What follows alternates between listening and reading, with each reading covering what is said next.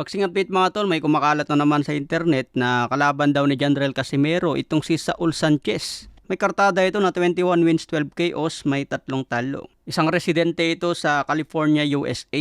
Sa huling panalo niya kay Arthur Villanueva, tinalo niya ito via unanimous. Huling talo din niya kay Jason Moloney via majority decision. So sa loob ng 2 taon, 4 na beses itong napalaban. Wala 2023 hanggang ngayon 2024. So kung sino-sino na lang ang lumalabas na makakalaban daw ni Cuadro Alas Casimero. Pero hanggang ngayon mga tol, wala pa namang announcement mula kay Casimero kung si Saul Sanchez ba talagang kalaban. Pero syempre, pag rumors mga tol, ganyan talaga. Pag rumors, pwedeng totoo, pwedeng hindi. Pero maraming fans agad ang nagsasabi na pupulbusin daw ito ni Janrel Casimero, si Saul Sanchez. So ang reaksyon natin dyan mga tol, mahirap itong pulbusin. May edad dito na 27 at may tangkad na 5'5". Malupit din itong mga tol, marunong itong mag-outbox. Umabot nga ng majority decision kay Jason Moloney. Pero kung maganda ang kondisyon ni Cuadro Alas, yung hindi napapagod hanggang sukdo lang 12 rounds, pwede niya itong talunin o kaya pabagsakin. Pero kung kakapusin si Janrel Casimero sa kondisyon,